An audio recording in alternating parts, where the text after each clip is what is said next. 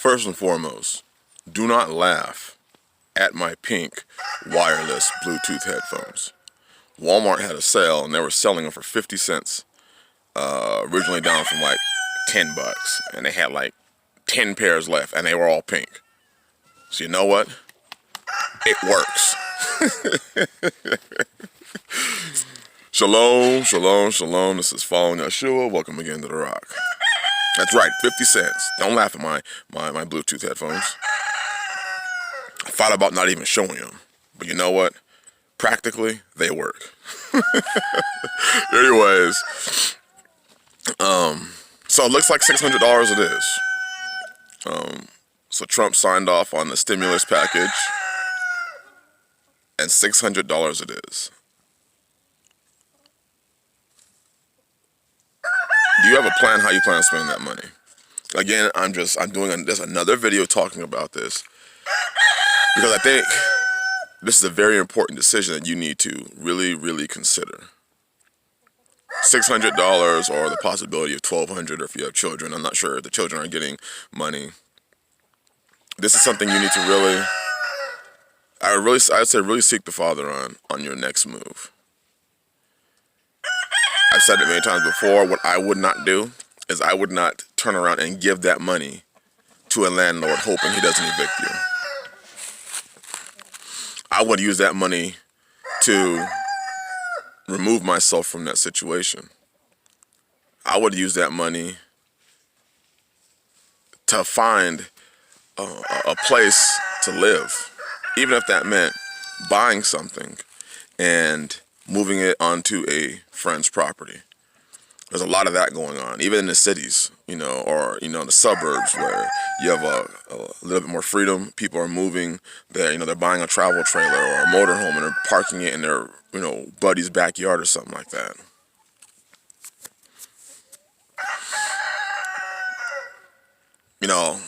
If it were me and I was told, I had somebody ask me in my stream, would you put chickens in your house or in your backyard if you could? Yes, I would. At this point in time, I'm more concerned about feeding my family. I am. I'm more concerned about making sure that my family can eat.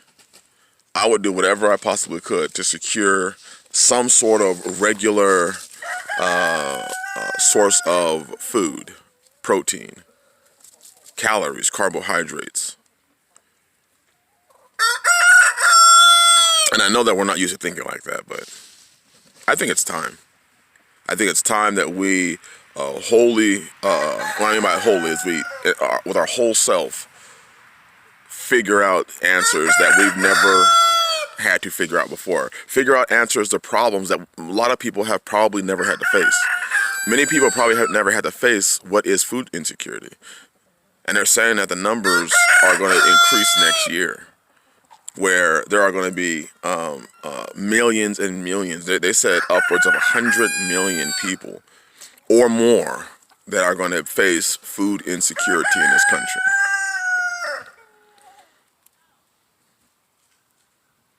So yeah, should you plant grass in your backyard or dig it up and plant some food? I would highly suggest you plant some food. I would highly suggest that you plant some food.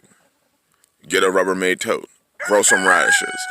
We have some ginormous purple top turnips that we just harvested.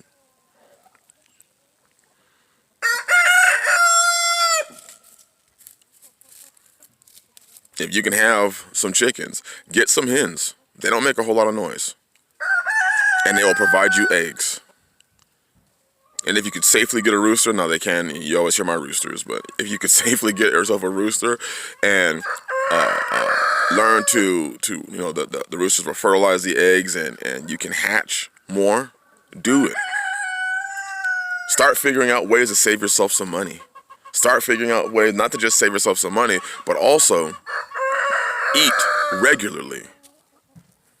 You can do a lot with eggs. I mean, eggs can change, the whole outlook of a meal. You're eating rice, or you're eating some rice that could be fried, mixed with some eggs in it. And then when it's time for you to cold the chicken, you got some chicken with it. simple living. I would even suggest, if you know some simple recipes, start working on those simple recipes. Learn how to make a simple bread. I believe the sisters have a video coming out of making a very basic, simple bread. And we made it without using, your traditional oven. We have our cast iron ovens, but without using traditional ovens.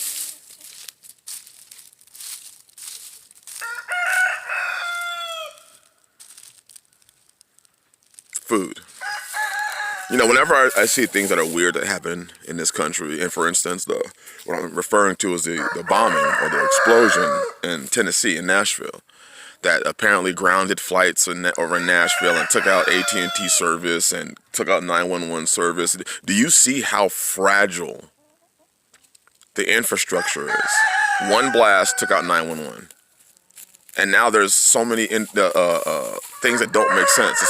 There are literally videos out there that show the blast taking place. And when you do a screen-by-screen analyzation of each screen, it looks like the blast took place, 15, 20, 30 feet from the RV, and it looked like the blast took place almost underground. Dabu7 did a video on that. It just looks suspicious. This whole thing looks suspicious. It looks interesting. And we see how fragile the infrastructure is because it took out services. They grounded flights. It shows how this whole system is set up, where it takes only a little bit of a little wrench to literally disturb the lives of millions. That is why our sufficiency shouldn't be dependent on all these systems. I remember I was reading a report, and this was years ago, and it said that, I believe it was LA or any major city, if you're driving, if the speed of traffic is driving, and we did a mathematical equation in college on it also. If the speed of traffic, and it's, regular, normal day traffic, in your major city, is driving at 65 miles per hour, and one car slows down to 20 miles per hour. If a car slows down from 65 miles per hour on your freeway to 20 miles per hour, and drives at 20 miles per hour for 3 seconds and then speeds back up to 65 again, that would cause a 4, 5, 6 hour traffic jam in your typical city.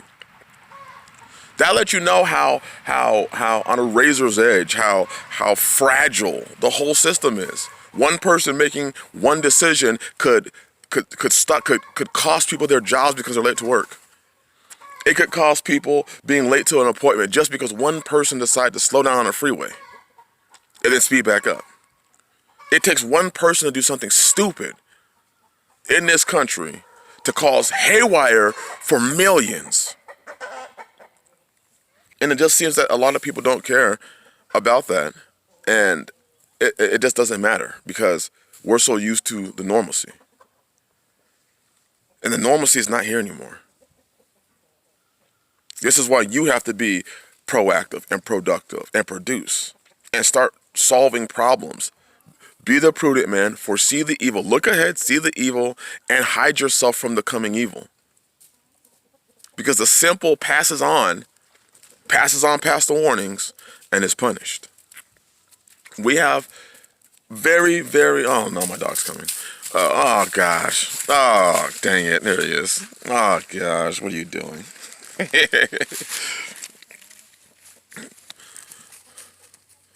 We have the opportunity. We have the opportunity to make some sort of decision. Some sort. In the time that we are in right now. Be wise about it. Be wise about it. Start solving problems that you can foresee in your life that could happen over the next year or 2 or 5. Start seeing these problems and finding solutions right now. Don't wait. Don't wait. Don't sit back and your answer is, I'm just going to wait for things to return back to normal. Because it has been said in this channel and many other channels, it doesn't look like it's going to.